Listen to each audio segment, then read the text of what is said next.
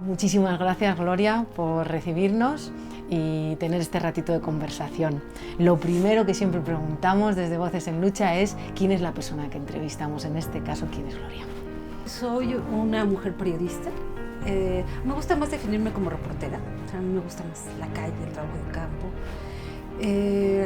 Tengo más de 30 años dedicándome al periodismo como una manera de estar en la vida, no nada más como un oficio, un trabajo, como una manera de estar. Dentro de esa manera de estar en el mundo implica como mucha actividad, ¿no? Muchas realidades, muchas miradas. ¿Qué te ha enseñado a ti el reportaje? Sí, bueno, básicamente esto de estar en el mundo es de qué lado estás, básicamente. Yo creo que el periodismo es de postura. El periodismo es de saber de qué lado estás. Que esto no implica un periodismo militante ni un periodismo de consignas, sino un periodismo con causas, un periodismo, somos muy kapuscianos, es decir, un periodismo que siente, que se compromete, que tiene empatía con las situaciones o personas con las que está trabajando, con las que está construyendo una historia. El periodismo es una manera de estar en la vida como uno entiende la vida, que es básicamente luchando, ¿no? La palabra está medio prostituida por algunos, pero creo que la palabra que más se asemeja a nuestro oficio es el de luchar por la libertad de expresión, luchar por la justicia, luchar por la democracia, luchar por los derechos de las mujeres, luchar por los derechos de los migrantes. Y cuando dices luchar, es que tus historias están tomando un lado de la historia, básicamente. Pero insisto, no un periodismo de consignas, un periodismo de investigación, un periodismo que hace un trabajo de campo y pone el micrófono donde quiere ponerlo, porque nosotros partimos también, o yo parto también, de que los pueblos tienen voces, de que uno le da las voces a los pueblos, que los pueblos tienen voces y uno decide en determinada circunstancia y además también por diferentes motivaciones y situaciones coyunturales, donde va uno a poner el micrófono, ¿no? Pero no es que esa voz dependa de que si uno le pone o no el micrófono, esa voz existe y se hace escuchar de muchas maneras. Una herramienta más es la que uno puede ofrecer. Nada más. Y entonces el periodismo, por eso me encanta este oficio, porque sí, es una manera de estar, de comprometerte, de ver el mundo. Es un privilegio finalmente, es un privilegio enorme poder estar donde quieres estar y poder dedicarle las herramientas que tienes a lo que crees. Desinformémonos. Es absolutamente sugerente. Sí, Desinformémonos es un poema de Mario Benedetti. Desinformémonos, hermanos, hasta que el cuerpo aguante. Y cuando ya no aguante, carajo, revolucionémonos. Desinformémonos es un medio de comunicación que fundamos un equipo de personas hace 10 años, en octubre de 2009. Y se conforma por periodistas, diseñadores y también por muchos activistas de muchas partes del mundo. Nace muy global este proyecto de comunicación. Y Desinformémonos, este poema de Benedetti, nosotros lo asumimos como vaciarnos un poco de todo ese cúmulo de información que se nos introduce por los medios masivos de comunicación y dejar este espacio para otra información, ¿no? Es como deseduquémonos, ¿no? Hay que descolonicémonos, desinformémonos. Ahí se inscribe. Es un medio de comunicación. Yo no le pongo apellidos a la comunicación, ni alternativa, autónoma, libre. Nosotros hacemos comunicación y punto. Y la hacemos como la entendemos, que es con postura, con compromiso y del lado de los pueblos y las causas. Nada más. Es muy importante justamente ese estar como diría Miguel Maceo, que había dos orillas, ¿no? Estamos en una de las orillas, hay mucho desequilibrio porque la otra parte de la información, entre comillas, parece que es la hegemónica y la que llena de Así es. mentiras, ¿no? La cabeza y los corazones de la gente. Así es, ¿no? Bueno, es un cúmulo de información manejado desde los diferentes poderes hegemónicos y que llega de manera masiva hacia los pueblos, hacia las comunidades, los barrios, hacia el mundo entero, ¿no? Pero yo creo que también estos pequeños esfuerzos de comunicación no necesariamente son marginales, sino todo lo contrario. Al menos no nos debemos de proponer ser marginales. Es decir, yo creo que tenemos que hacer un tipo de comunicación que aspire a llegar a todos los rincones del planeta. Es decir, si nuestra capacidad de recursos y de abarcar no llega, eso es otra cosa. Lo que yo me planteo es que nos lo planteamos. Es decir, si no podemos hacerlo es otra cosa, pero que nuestra intención sea esa. Que nuestra intención sea no dar la otra versión de las cosas, sino dar nuestra versión, que es distinto. Es decir, no nos ponemos como alteridad de este poder hegemónico. Probablemente sí sean la otra comunicación, nosotros somos la comunicación, ¿no? Creo que no hay que entrarle a ese juego de la disparidad, porque nos pone como pequeñitos frente al monstruo, y no tenemos por qué estar ahí. Yo creo que con los recursos generalmente precarios que tenemos los que hacemos este tipo de comunicación, podemos hacer grandes cosas. Y yo creo que de hecho hacemos grandes cosas. Y no creas que soy como que enarbolo un falso optimismo y vamos a hacer la revolución. No, realmente creo que hacemos cosas importantes, porque las hacemos con compromiso, con pasión, con orgullo, con tantos elementos que no tienen los otros, que podemos hacer mucho más, que no tenga la incidencia monumental de una telenovela, de un noticiero, pero tampoco importa, porque tampoco es nuestro objetivo. Nuestro objetivo sí, yo creo, es construir junto con los pueblos, junto con las historias que estamos acompañando, pues un tipo de comunicación que incide en primer lugar en lo local. O sea, si haces una historia que no tiene nada que ver con que el mismo pueblo no es su principal o primer consumidor, pues algo estamos haciendo mal, ¿no? Los medios de comunicación como los nuestros estamos haciendo cosas importantes porque nos lo proponemos, y que esa importancia no tiene que ver con la envergadura de los recursos, con un montón de cosas que tienen estos medios hegemónicos, o que podríamos llamar hegemónicos, que cada vez lo son menos. Esta forma da un poquito de miedo porque es perseguida y criminalizada muchas veces. Así es. No les gusta nuestro trabajo a estos medios, a estos gobiernos, a estos poderes fácticos, porque los interpela.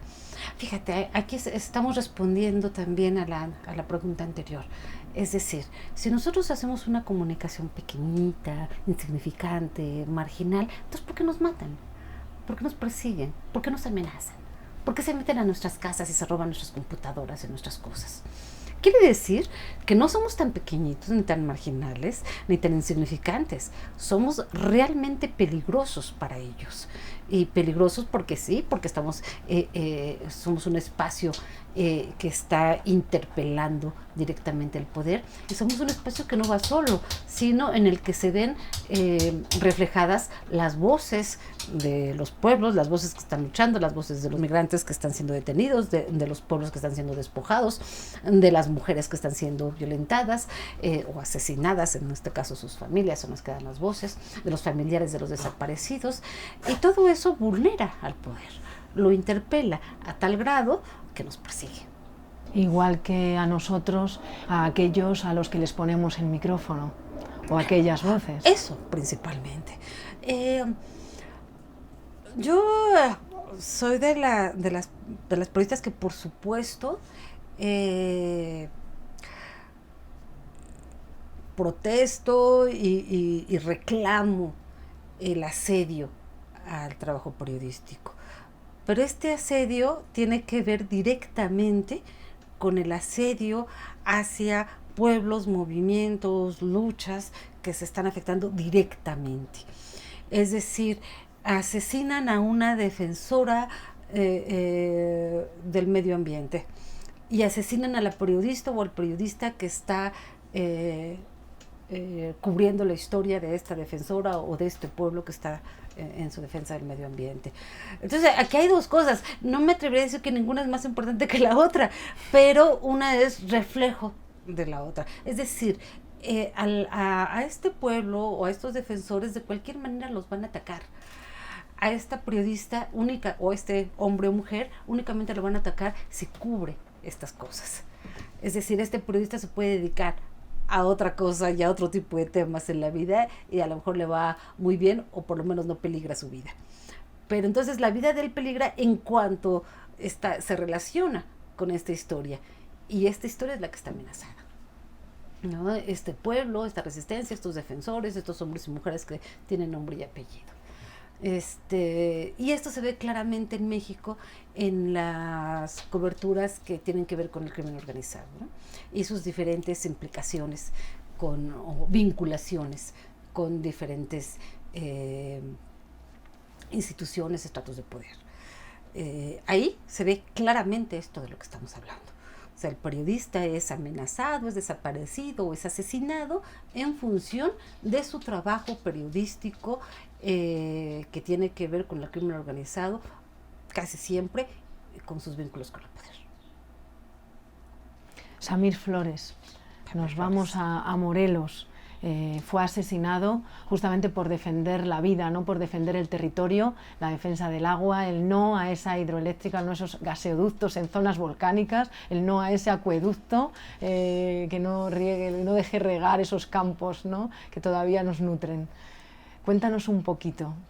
Samir Flores Soberanes, asesinado el 20 de febrero del año 2019 en su comunidad natal, Amilcingo, Morelos, es en este momento, yo creo, el referente nacional de la lucha contra los megaproyectos que se imponen en los territorios indígenas. El referente nacional también de los defensores que son asesinados, cuyos asesinatos se mantienen en la impunidad. Entonces, en Samir se unen muchas luchas, muchas batallas, y por eso su nombre está resonando tanto en todo el país y en muchas partes del mundo también. Yo me encuentro a Samir, yo lo conocí en 2013 con la radio y después en la lucha contra el Proyecto Integral Morelos.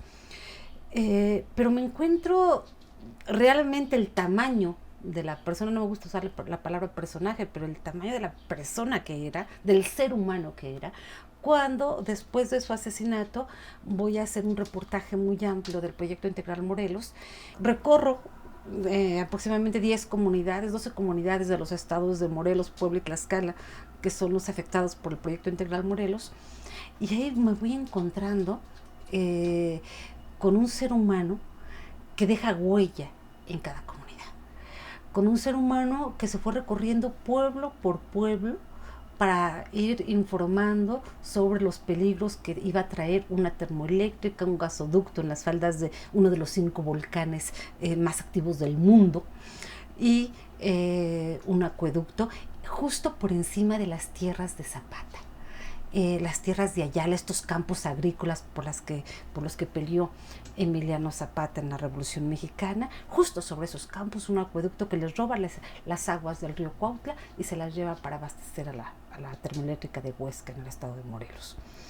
Entonces voy recorriendo esta historia y Samir brota en todas las comunidades, en todas las familias. Es que aquí vino Samir a comer el día que tal, es que aquí vino Samir con su proyector a darnos información sobre lo que iba a pasar, es que aquí vino Samir el día del temblor con unas camionetas llenas de víveres, es que aquí vino Samir a acompañarnos en el plantón, es que aquí, o sea, realmente un trabajo político importantísimo. Agroecólogo también, todos los fines de semana sembraba con los niños las barrancas, reforestaba las barrancas todos los fines de semana, sábado y domingo.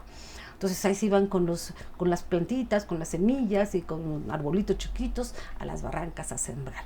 Era un agroecólogo desde niño que empezó a tomar talleres de agroecología. Entonces era un agroecólogo, un pintor. También pintaba, también hay platones pintados con las yemas de los dedos hechos por él. Era herrero, a él le tocaba también, como tenía facilidad para la pintura, las mantas y las paredes y todo eran hechos por él también. Fundador de la radio comunitaria Radio Almencingo en 2013. Herrero de oficio también en su momento tocaba la guitarra en la rondalla. También fue participaba en los rodeos porque se hizo mucho en el estado de Morelos a caballo, domador y demás, es decir, un montón de personalidades en un campesino nahua que le dedicó los últimos años de su vida de tiempo completo a la lucha por la defensa del territorio, con un discurso también muy importante. Él teorizaba sobre la práctica. Antes de que llegaran ustedes a esta entrevista, estaba yo escuchando justo unos audios de Samir hablando de la radio, de Radio 1005. Y justo estaba explicando el por qué era necesaria la herramienta de la radio en la conformación de la lucha y en la vinculación de las comunidades, en el hermanamiento de los pueblos, en la resistencia en general. Pero la radio ya estaba, o sea, no hacía teoría antes. Ponían la radio, además la pusieron recolectando dinero, haciendo rifas, haciendo trabajo comunitario, y la ponen y después dicen, bueno, aquí tenemos algo, y empiezan a pensar sobre ese algo.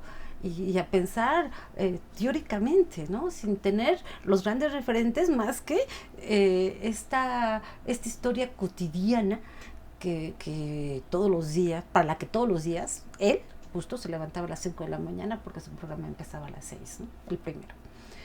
Entonces sí, una persona que en este momento, insisto, es un referente importantísimo de las luchas que se están dando en este país, muchas de las cuales están arraizadas en territorios indígenas.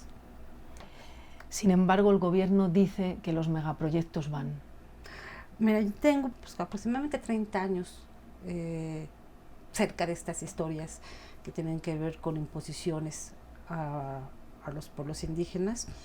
Entonces tenemos estas experiencias, digamos, desde los gobiernos más autoritarios del Partido Revolucionario Institucional, desde los gobiernos también retrógradas y autoritarios del Partido Acción Nacional, 100% neoliberales, capitalistas y que por un horizonte en la economía global y basado en la extracción de recursos naturales.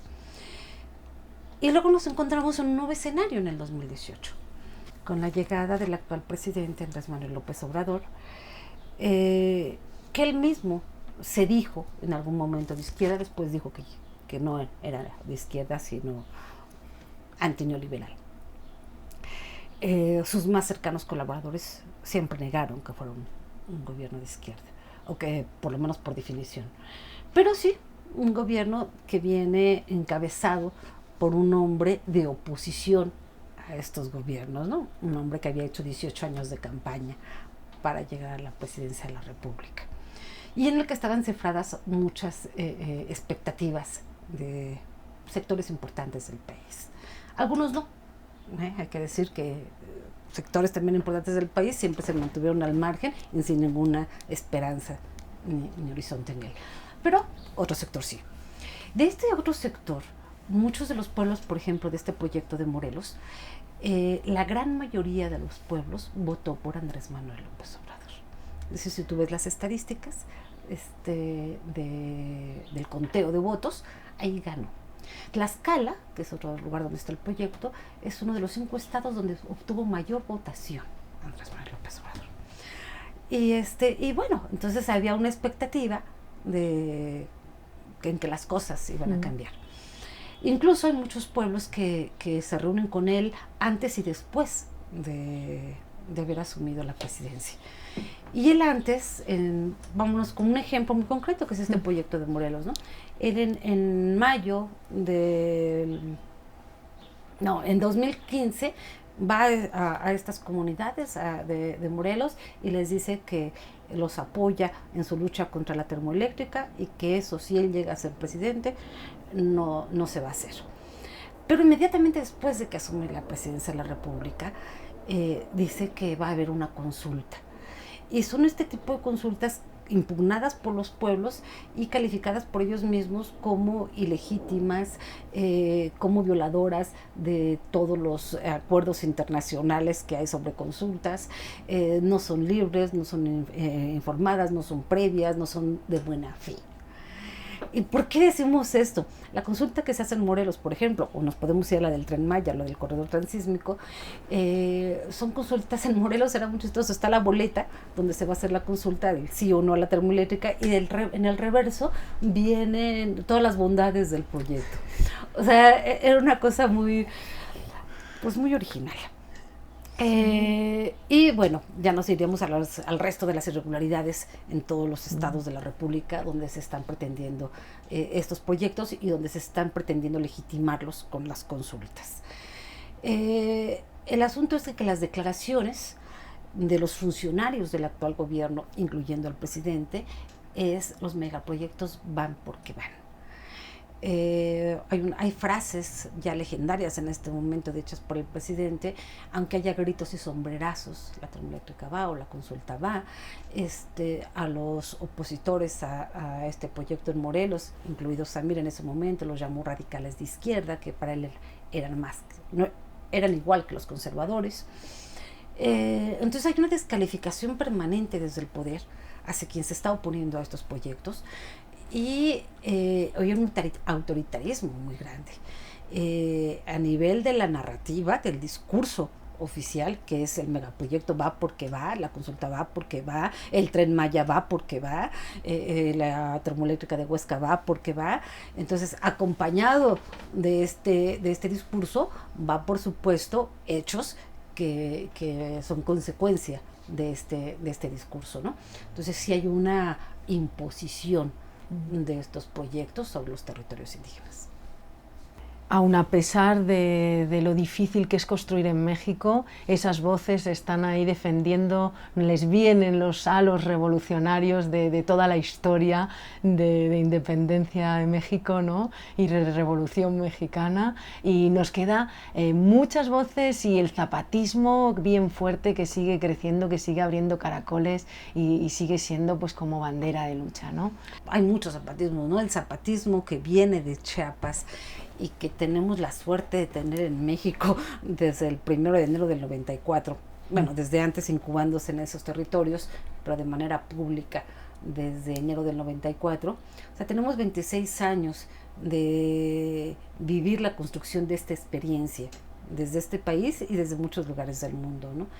Entonces, sí, por supuesto que es un referente indiscutible de la lucha por la defensa de los pueblos, de los territorios de los pueblos, y junto con el STLN, el Ejército Zapatista de Liberación Nacional, viene esta organización convocada por ellos en 1996, que es el Congreso Nacional Indígena, y que es la agrupación más grande y más fuerte, más fortalecida de la lucha de los pueblos indígenas por sus derechos. Podríamos decir en México y en Latinoamérica. Yo creo que son distintos los procesos, ¿no? Yo acabo de estar en Ecuador y acabo de ver un movimiento, el de la CONAIE, muy fuerte y muy independiente, digamos, de todo esto, ¿no? El movimiento mapuche en Chile también tiene su propia lógica, incluso el movimiento en Bolivia, que tiene pues diferentes facetas también y ángulos. Yo creo que por supuesto que el zapatismo ocupa un lugar en el mundo, no nada más en América, en el mundo, como una propuesta del ejercicio de la política de otra manera. Y en los territorios indígenas, en particular en México y buena parte de América, en la defensa de los territorios. y en una cuestión que le han ofrecido al mundo como experiencia, que es la construcción de la autonomía. Creo que el corazón de la lucha zapatista está en la autonomía que se construye todos los días en estos territorios. Estamos hablando de cientos de comunidades organizadas, de decenas de miles de hombres, mujeres y niños organizados, divididos hasta hace muy poco tiempo en 5 regiones y ahora creo que son 12. Creo que ya me perdí porque hace como 15 días dieron a conocer otros.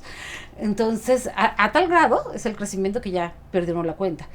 Pero que es decir, es una organización que cada vez abarca más territorio, que cada vez se organiza más a partir del autogobierno, de las juntas de buen gobierno, y que aunque es una experiencia inédita en el mundo, o sea, no hay otra igual en ninguna parte del mundo. Ellos dicen que no se puede repetir ni replicar en ninguna parte, pero sí hay una referencia, o sea, que no pretende la imitación de la experiencia, pero sí son un referente de que se puede vivir fuera del capitalismo, y que se puede vivir bien fuera del capitalismo, y que se pueden revertir las relaciones, y que puede haber, con todos los problemas del mundo, una otra forma de gobierno y de vivir, que es esta experiencia de la autonomía, que oficialmente lleva, pues que serán 15 años, sí, 15 años, ¿no? Oficialmente, pero pues el proceso se construye desde los municipios autónomos, que son en 1995, nacen los municipios autónomos, y después se conforman en regiones autónomas, que son lo que conocemos como caracoles. Justamente hemos estado por allí pisando y viviendo esa experiencia. El primer encuentro que tuvimos y tuve personalmente fue el encuentro de mujeres. Hablemos de la mujer aquí en México, viene golpeando fuerte. Es la revuelta que nos está dando esperanza en el mundo. O sea, yo no me atrevería a hablar de la revuelta de mujeres o del movimiento feminista en México como algo separado de lo que está pasando en el mundo entero. En este momento me atrevería a decir que es el movimiento más importante del mundo, y del que México es parte también en un contexto de violencia no única en el mundo, pero sí ocupa estos primeros lugares de las diferentes violencias hacia la mujer que se dan. Hablamos del feminicidio, o sea, es decir, no podemos hablar de la insurgencia de las mujeres sin hablar de lo que la provoca. Y la provoca, yo creo que en primer lugar, esta violencia que tiene su representatividad más severa en los asesinatos, ¿no? Estamos en un país en el que se asesinan todos los días a 10 mujeres. Esto la pone en primer lugar en América Latina. Son 10 mujeres, hace 3 años eran 7. Creció un 30% en los últimos 3 años.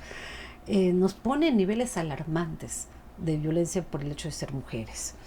Es un país en el que hay más de 40,000 desaparecidos, más de 200,000 asesinatos, me refiero a los últimos 15 años, en el marco de la guerra contra el narcotráfico, de la supuesta guerra contra el narcotráfico. Pero dentro de todo esto, la violencia específica contra la mujer, la violencia de género, tiene un impacto cada vez más grande. Entonces, de ahí también que este movimiento tenga tanta fuerza en este momento, ¿no?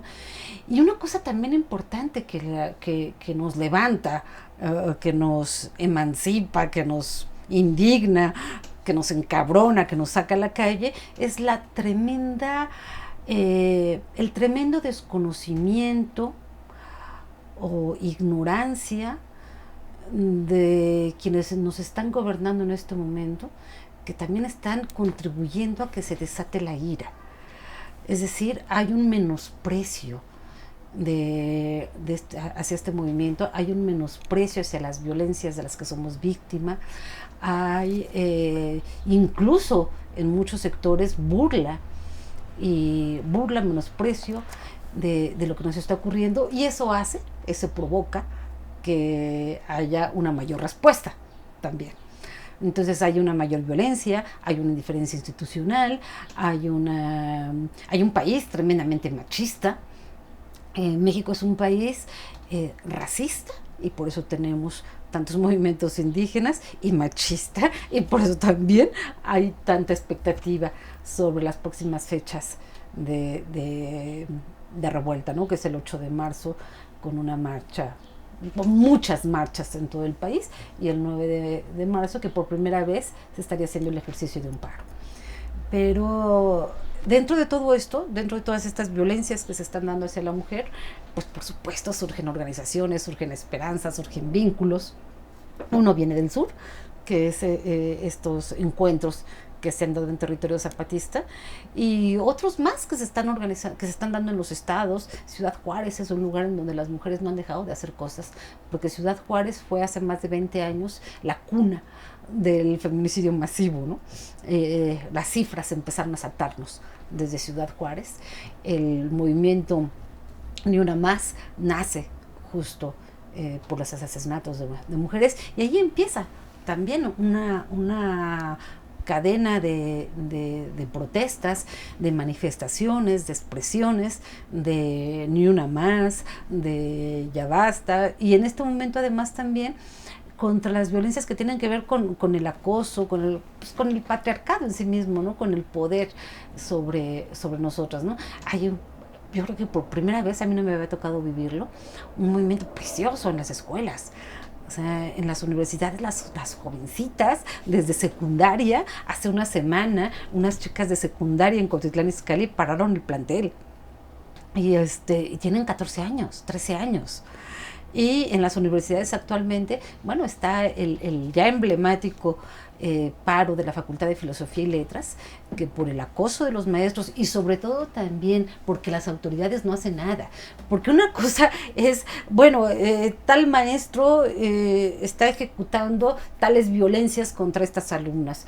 Si la universidad tomara cartas en el asunto, pues ya no hay un paro de 4 meses de actividades. Pero lo que pasa es que es la impunidad. No se está haciendo nada. La impunidad, la burla, el desprecio es lo que nos está sacando a las calles. ¿Qué es la dignidad para Gloria? Uy, la dignidad, yo creo que es no nada más una aspiración, ¿no? Porque pues, está la aspiración a la dignidad, sino una manera de caminar por la vida, ¿no? La dignidad es una mujer zapatista que te enseña a caminar con la frente en alto y que te dan ganas de caminar de la misma manera. La dignidad es hace 15 días las calles llenas en la Ciudad de México pidiendo justicia para Samir. Eso es dignidad. La dignidad es la de sus papás en el estado de Morelos y de su compañera. La dignidad es la de los mayas y las mayas que están exigiendo que se les respete su territorio en la península de Yucatán. Yo creo que México está lleno de dignidad, de expresiones de dignidad, y que eso nos levanta, eso está ligado indiscutiblemente a la esperanza. Es decir, el día que perdamos la dignidad perdemos todo, y entre eso yo creo que la esperanza, ¿no? En términos generales, yo creo que México es un país sumamente rico. México no es un país pobre. Ha sido empobrecido por políticas gubernamentales, por abandonos, por un Estado capitalista y patriarcal.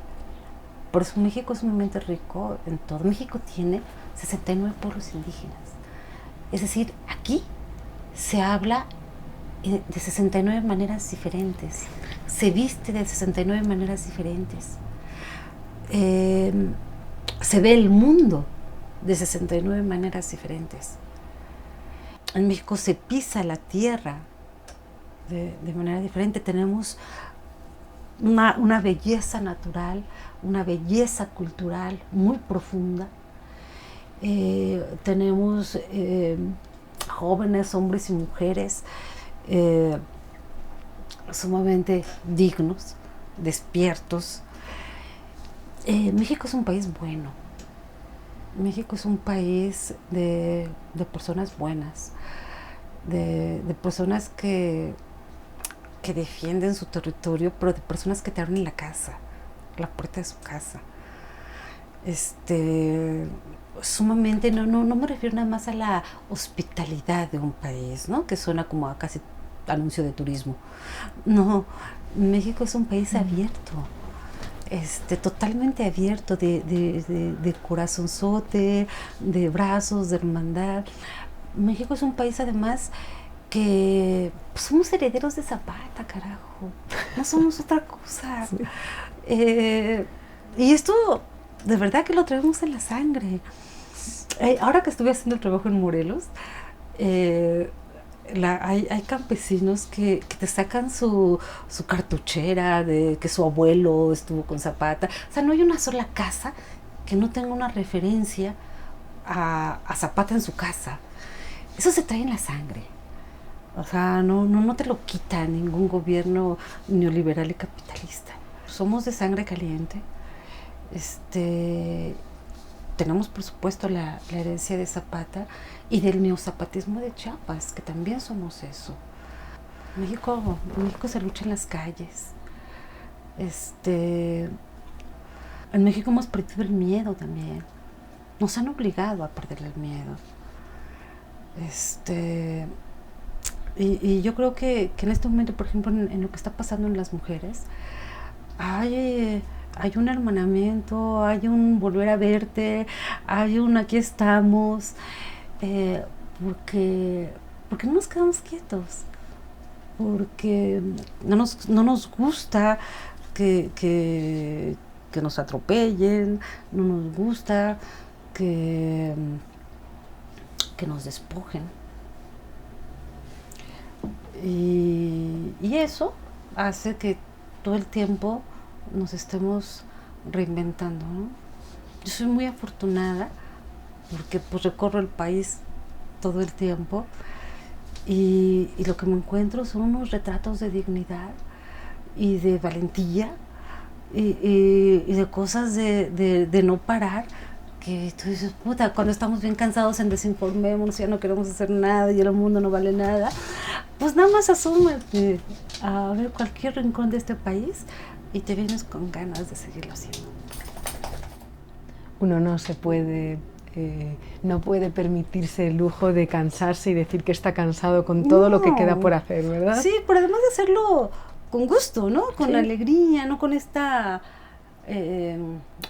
cuestión heroica o sacrificada. No, con mucha alegría, con mucha... Es una cosa muy lúdica. Porque además ahí está el sentido de la vida. O sea, yo ahora estoy recorriendo mucho la historia de Samir, el recorrido de Samir, siguiendo el recorrido de Samir. Pero me llena de vida, de ganas, de...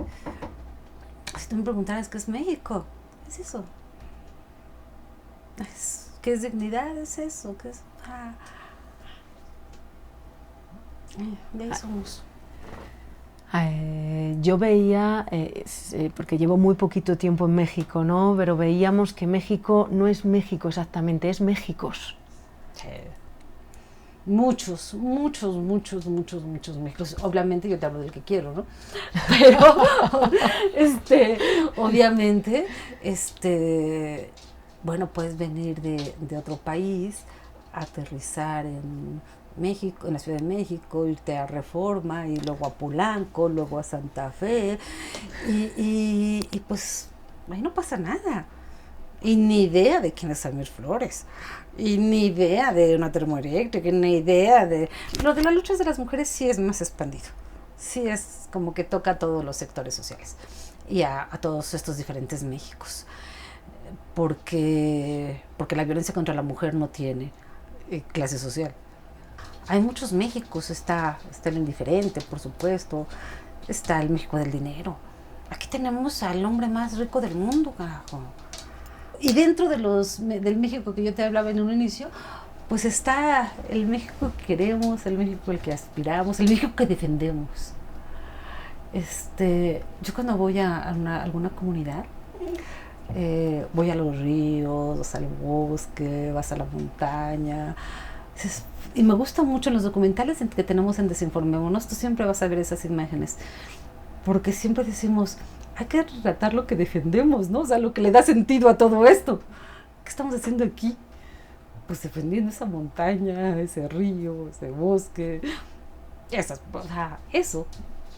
Y poniendo la cámara y el micrófono en las personas que están poniendo el cuerpo. Porque pues uno llega con la cámara.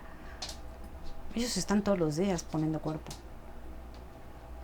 Pues muchísimas gracias. Bueno, para acabar, simplemente, ya que mencionas el tema del documental, el potencial del documental y del audiovisual como herramienta de comunicación.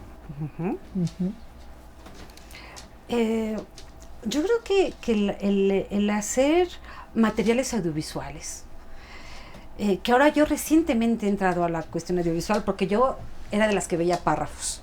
O sea, ponme una historia y yo la estructuro con párrafos.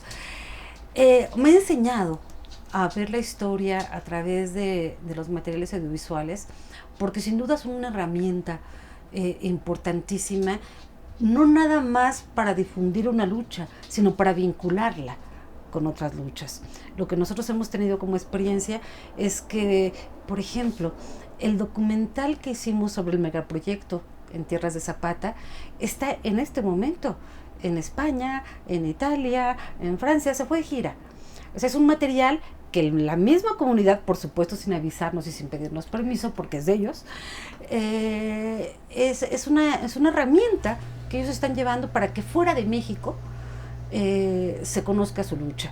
Pero al mismo tiempo, el documental está puebleando, no nada más en las comunidades afectadas, sino en la ciudad de Cuautla, en Cuernavaca, como expandiéndose, ¿no?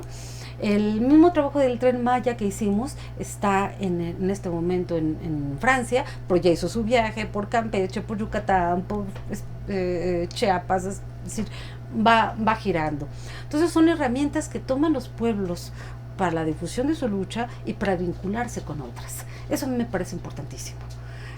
Y me parece importantísimo también que, bueno, hay de dos, ¿no? Una es cuando nosotros, que somos periodistas, que de cualquier manera venimos de afuera del movimiento de la comunidad y vamos a retratar ese movimiento, lo divulgamos, lo difundimos y aparte lo hace la comunidad. Pero una cosa todavía más importante es cuando la propia comunidad lo hace. Cuando la herramienta del documental es tomada como una herramienta emancipadora de la comunidad. Eso a mí me parece vital, porque además está formando sujetos, comunicadores, que no van a comunicar lo que ni ustedes ni nosotros vamos a hacer. Lo van a hacer de otra manera, con otros códigos, otro lenguaje y poniendo el foco donde una, por más que quiera, no lo va a hacer. Entonces, cuando ellos están acercándose estas herramientas audiovisuales, es una potencia enorme. Y yo creo, además del documental, una potencia todavía yo creo que más fuerte es la radio. Por eso son tan agredidas las radios comunitarias. Entonces yo creo que en general la documentación, los documentales o materiales audiovisuales que tienen que ver también con la fotografía, la radio y todos los espacios de comunicación que se están creando desde un periódico mural son vitales. Yo diría que herramientas de la emancipación de los pueblos. Fenomenal, pues muchísimas gracias.